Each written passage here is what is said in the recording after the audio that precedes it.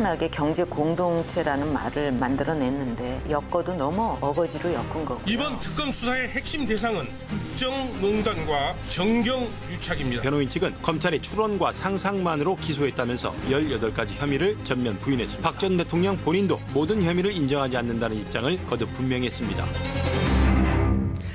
추론과 상상에 의해 기소됐다. 예, 어제 첫 재판에 나선 박근혜 전 대통령의 입장입니다.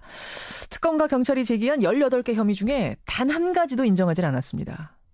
과연 박 전 대통령 측의 항변, 국정농단 사태를 직접 수사했던 특검팀에서는 어떻게 바라봤을까요? 박영수 특검팀의 특별조사관으로 참여했던 분이세요. 신재현 변호사 연결을 해보죠. 신 변호사님 안녕하세요. 네, 안녕하세요. 이날 지금부터 수고가 많습니다. 예, 지금은 그 특검팀에서 나오셔서 다시 이제 본연의 자리로 돌아가신 거죠? 예, 다시 일하던 로펌으로 복귀했습니다. 박영수 특검팀에 이어서 검찰의 특수본까지 총 6개월에 걸쳐 수사했던 내용인데 어제 첫 재판에서 박 대통령은 18개 혐의 가운데 단 한 가지도 인정할 수 없다. 추론과 상상으로 기소한 거다. 이렇게 말을 했습니다. 진짜 상상으로 기소하신 겁니까? 법률가적으로 좀 할 수 있는 얘기는 아니고요.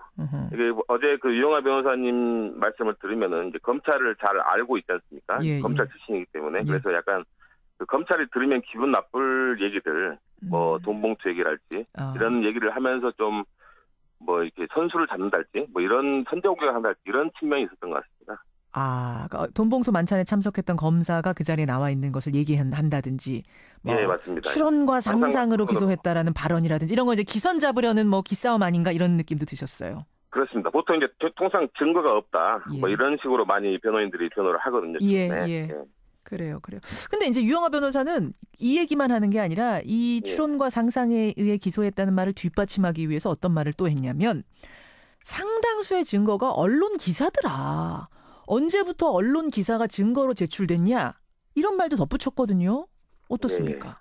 네. 통상 언론 기사는 이제 증거로 제출이 돼도 약간 증거 능력이나 증명력 면에서 이제 공소 사실 자체를 직접 인정하는 증거로 쓰이는 게 어려운 건 사실이죠. 어허. 그런데 이제 언론 기사를 토대로 이제 수사기관이 검찰이나 경찰이 이제 관련자들을 조사해서 내용을 보충한달지 이제 그랬다면은 충분히 증거로서 가치도 있는 것이죠. 그렇게 보죠. 그러면 지금 말씀 듣고 보니 박 전 대통령 혐의가 크게 직권남용 혐의, 뇌물수수 혐의 두 가지 축인데 예. 두 가지 혐의 모두 입증 가능하다고 확신하십니까?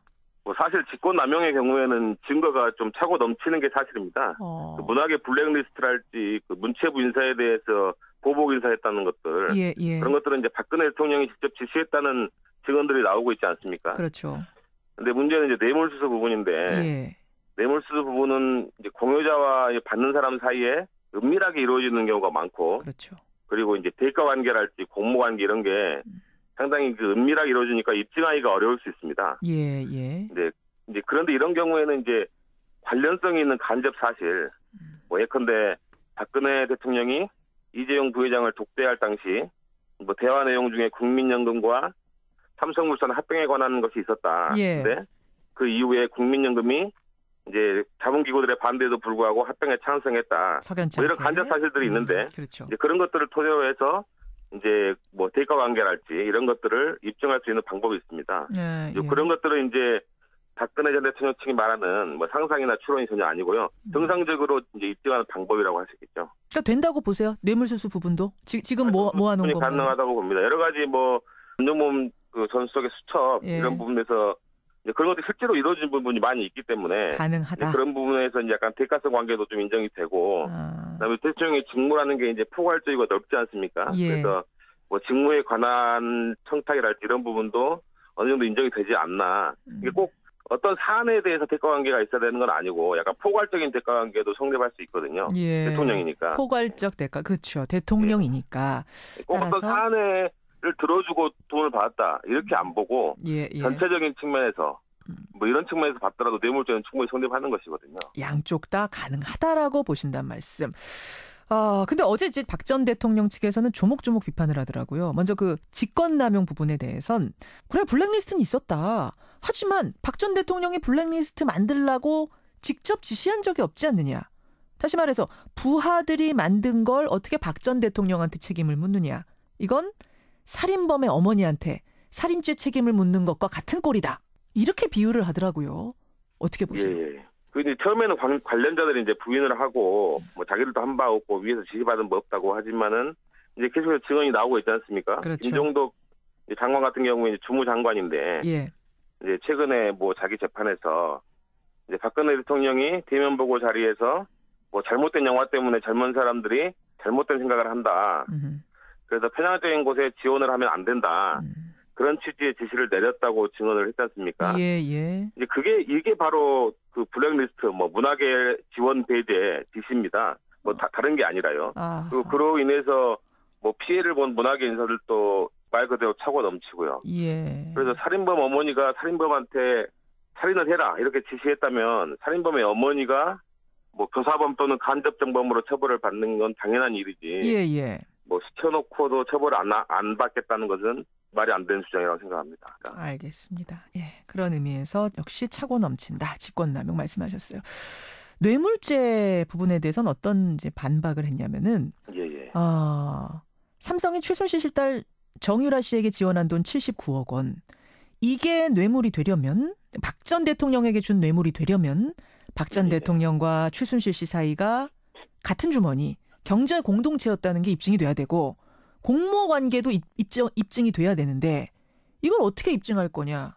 이 부분이거든요. 어떻습니까? 예. 사실 그 경제 공동체라는 개념은 약간 이제 생소한 개념인데 일반인이 듣기에는 이제 부부 사이를 생각하면 쉽습니다.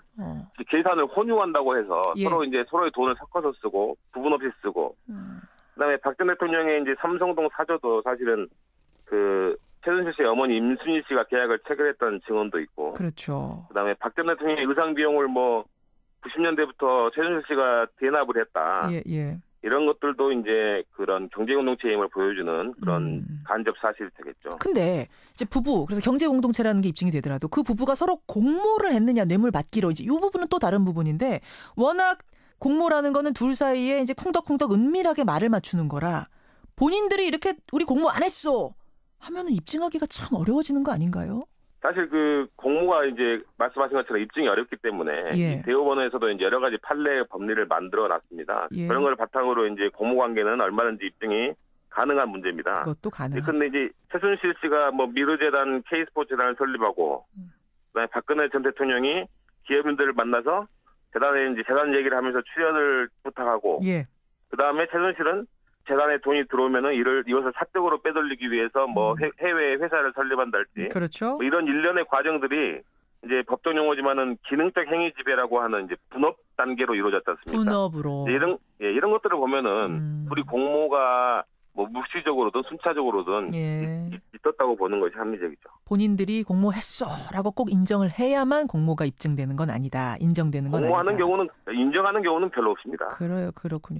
아니 근데 그나저나 신 변호사님, 그 국정농단 혐의의 핵심이 삼성 뇌물죄인데 최근 보도를 보면은 일부 증인들이 특검 수사에서 했던 증언들을 번복하고 있다, 재판정에서. 그러니까 재판에 나와서 딴소리한다 이런 얘기가 나와요. 이게 좀 들어보셨어요, 이 얘기? 이 재판부는 이 경찰 진술하고 다르게 이제 검찰과 특검 진술은 증거 능력이 인정이 되기 때문에 재판부는 이제 두 가지 진술을 보고 어떠한 진술이 더 믿을 만한 것이냐. 이제 다른 여러 가지 증거들이나 정황에 비추어 볼 때 그렇게 판단하는 것이지 법정에서 꼭 증언을 바꿨다고 해서 그 판사가 꼭 법정에서의 말만 믿는 건 아니니까. 아니군요.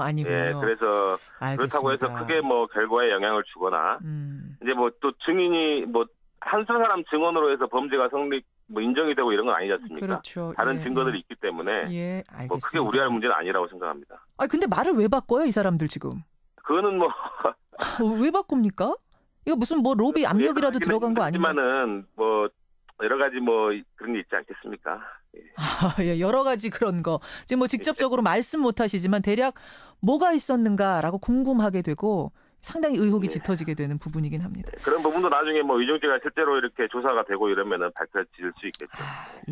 특검팀에서 특별조사관으로 참여했던 신재현 변호사 지금 만나고 있는데, 그나저나 특검팀에서 보낸 그 120일 돌아보면 어떠세요, 신 변호사님? 처음에는 굉장히 이렇게 국민적인 열망도 크고 그래서 개인적으로는 굉장히 이제 남다른 각오와 사명감을 가지고 했다고 생각을 하는데 예. 이제 끝나고 돌아보니까 내가 과연 얼마만큼의 기여를 했는가 이렇게 좀 되돌아보게 되더라고요. 근데 다행히도 이렇게 내부에서도 여러 차례 고비 같은 게 있을 때 그거를 이제 걱정도 많이 했는데 예. 결과가 이제 몇 가지 부분에서 좋게 나오고 그래서 이제 사람들이 국민들이 성공적이라고 평가를 해주고 예. 그리고 이제 그 이후의 과정들이 순조롭게 진행이 되면서 좀 다행이라는 생각이 듭니다. 사실 요즘 재판은 뭐 수사에서 기소를 하는 것도 중요하지만 재판을 잘 해서 결국 이제 유죄 판결을 이끌어내는 게 중요하지 않습니까? 그렇죠. 근데 특검은 수사는 끝났지만은 지금 여러분들이 남아가지고 공소유지를 하고 있습니다. 예, 예. 그래서 이제 공소유지 대법원에서 판결 선고할 때까지 할 텐데 예. 계속 국민들께서 이제 응원을 해줬으면 하는 바람입니다. 아니 이제 어떤 분들은 특검은 해체되고 다 뿔뿔이 흩어진 걸로 알고 계시는 분들도 많으세요. 근데 사실은 그게 아닌 거죠. 재판 끝날 때까지 계속 이분들 남아 계시는 거죠. 예, 그러면 재판을 공판을 잘하는 공소유지를 하는 그런 역할도 특검에게는 중요한 역할 중에 하나이기 때문에 예, 예. 이제 모든 사건 특검이 기소한 모든 사건의 확정 판결 약간 대법원에서 판결이 선고할 때까지는 특검은 계속 유지됩니다. 그렇죠. 그분들 안부도 종종 전해 들으실 텐데 조금 외로워하거나 이러시지는 않나 모르겠어요. 아무래도 예전보다 관심이 덜하니까 좀 서운하거나 적적한 면이 있겠지만 또 한편으로는 그런 부담이 없으니까 또 마음이 편한 것도 있고 그러지 않겠습니까? 알겠습니다. 예, 국민들이 끝까지 성원해준 사실 국민들 힘이 제일 크잖아요. 수사할 때도 그러셨죠? 그게 제일 큽니다. 예, 우리가 끝까지 바라봐주고 응원해주고 힘이 돼야겠습니다. 오늘 어려운 시간 내주셔서 고맙습니다. 예, 감사합니다. 예, 박영수 특검팀의 특별수사관을 지냈습니다. 신재현 변호사였습니다.